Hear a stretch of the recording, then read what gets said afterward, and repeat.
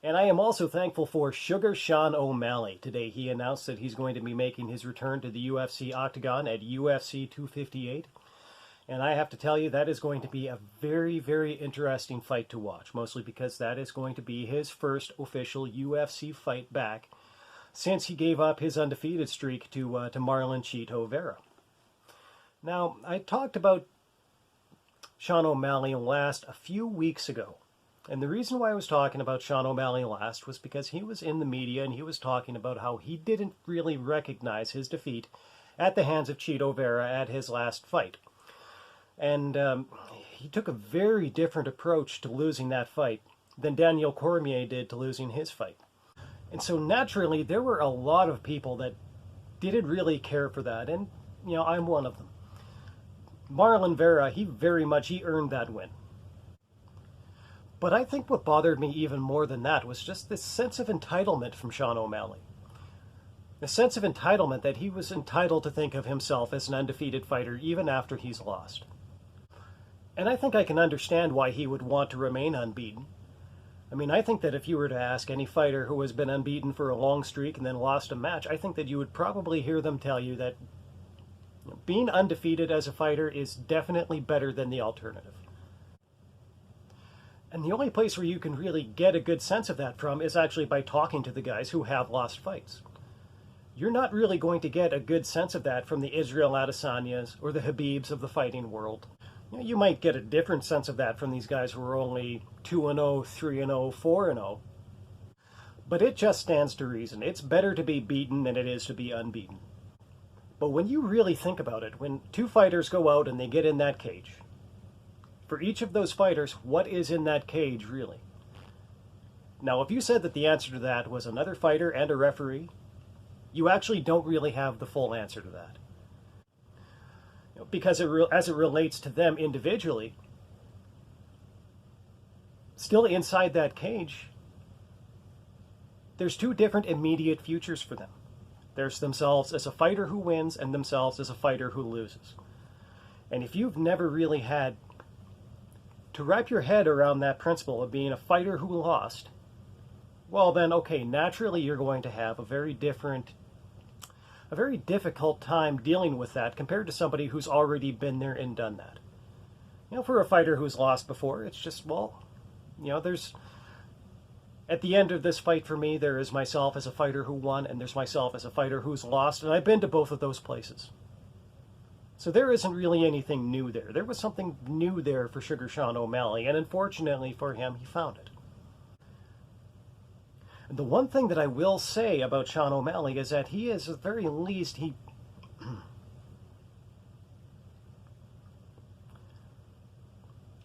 Now, the one thing that I will say in Sean O'Malley's defense is that he has, at the very least, he's comported himself better in defeat than a lot of these other fighters who have recently lost. In one particular case, I think about Deontay Wilder. And Deontay Wilder has come out with just a spectacular array of excuses for why he lost his championship to Tyson Fury. And they have literally ranged from, he said that his costume was too heavy. Well, hey guy, who chose the costume? And then the next one that I thought was a little bit more bizarre was that he said that Tyson Fury had put a gypsy curse on him. I think that he might actually think that Tyson Fury is actually a gypsy king. And then, of course, the one that really stood out to me the most was that he alleged that his trainer poisoned his water. Which is, to me, I mean, that's just, you're not just making yourself looking like an idiot with an excuse like that. You are probably risking getting sued. But, I haven't heard about a case being filed, but Eep.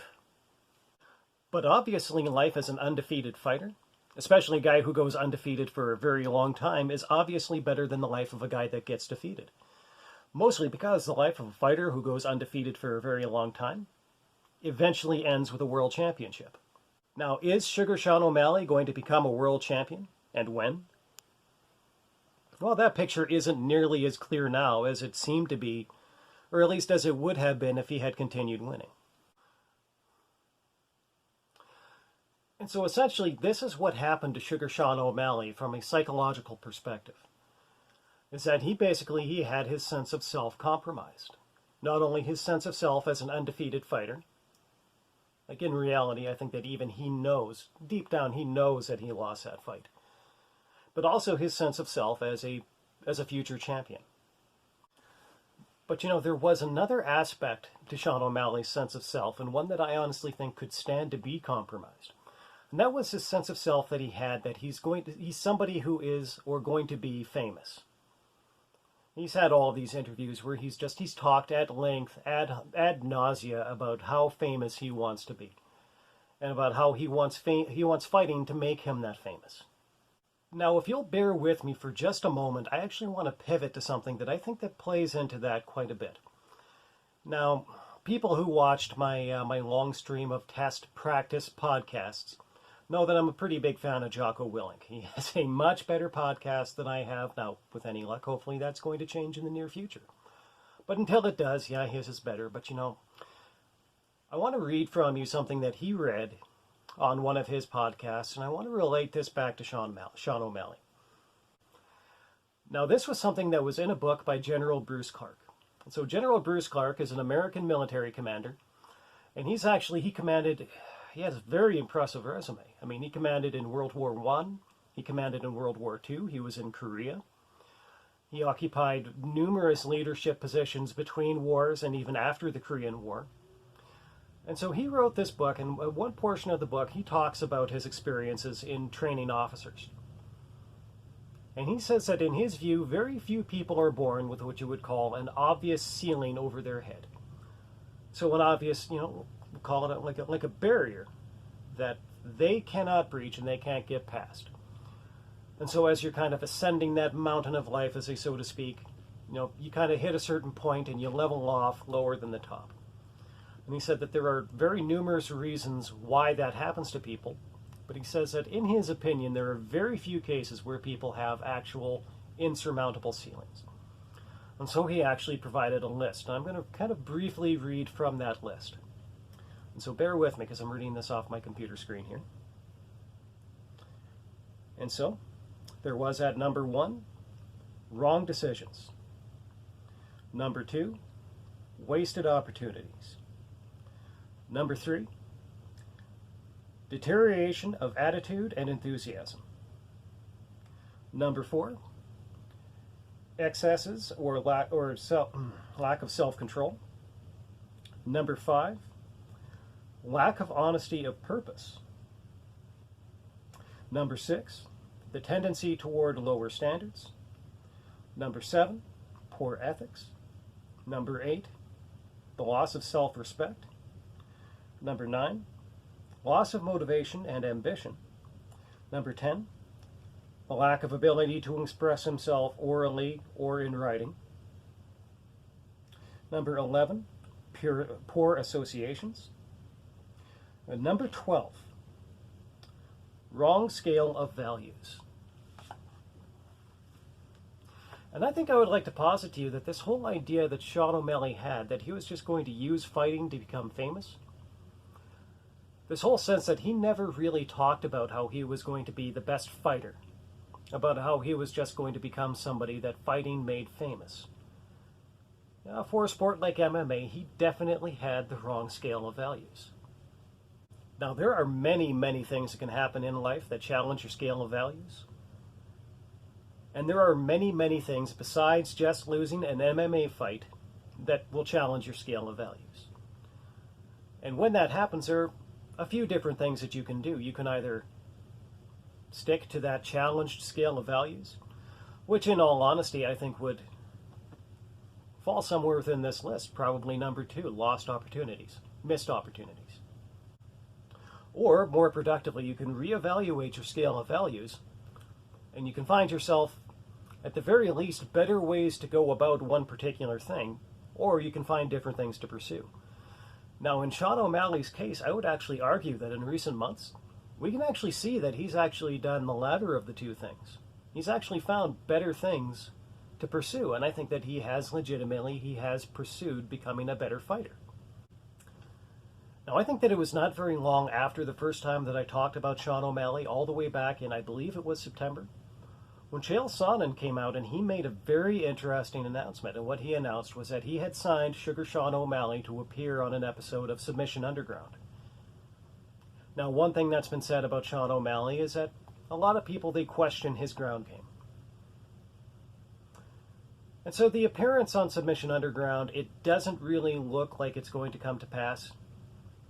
You know, there was a fight offered to him with a Bellator fighter, and he wound up turning it down, which is very unfortunate. But, you know, the one thing that whole thing did do was it did signal interest from Sugar Sean O'Malley in becoming a better fighter and becoming a more complete MMA fighter. And while it doesn't look like he's going to appear on Submission Underground after all, which is kind of a shame, I was actually looking forward to seeing that. But while it doesn't look like he's actually going to appear on Submission Underground, he did appear at a number of smaller regional wrestling meets. And he actually got on the mat and he rolled with a few guys. Now, accounts of those encounters seem to be actually fairly few. Everything that I've seen indicates that he didn't really prevail in very many of those. But the fact is that he's getting out there, he's trying new things.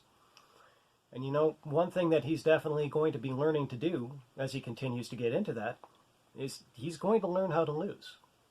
Now, I know that a lot of people are going to be out there saying to me, hey, you know what, that doesn't really sound like the idea. That doesn't really sound like the point. I mean, isn't the whole idea that he wants to learn how to win? Well, he knows a thing or two about winning already, but like the Aerosmith song says, you gotta lose to learn how to win. In order really to win, you have to learn the lessons that losing teaches you. And I think the biggest one that Sean O'Malley is learning right now is that when you lose, you have a choice. You can either take it as an experience, take it as motivation to go back, get stronger, learn the lessons that it has to teach you, and one of the things it teaches you is, you know, where you need to get stronger, and then come back to it. Or you can kind of just keep plowing ahead and expect more of the same. Now, honestly, who but Sean O'Malley really knows for sure? You know, maybe he's still only thinking about how fighting is going to make him famous. But his actions suggest the opposite. His actions suggest that he's thinking a little bit less about that and thinking a little bit more about how to become a better fighter. In the end, it's not being an undefeated fighter that's going to lead him to being a world champion. I mean, for one thing, because he's no longer undefeated. But it isn't the thought about how he's going to be famous that's going to make him a world champion. It's thinking about how to become a better fighter each and every day that's going to lead him there. So Dana White and the UFC, they still have yet to announce Sean O'Malley's next opponent. I'm pretty sure it's not going to be Chito Vera because he's going to be fighting on the 19th on that huge, absolutely stacked to the damn ceiling card for the fight between Chimaev and Leon Edwards. But whoever it is, I hope it's somebody who can bring out the best in Sean O'Malley. And in all honesty, I would like to see Sean O'Malley win that fight. I do like Sugar Sean O'Malley. I've got my reservations about his attitude and about his scale of values. But I do like Sugar Sean O'Malley, and I would like to see him win.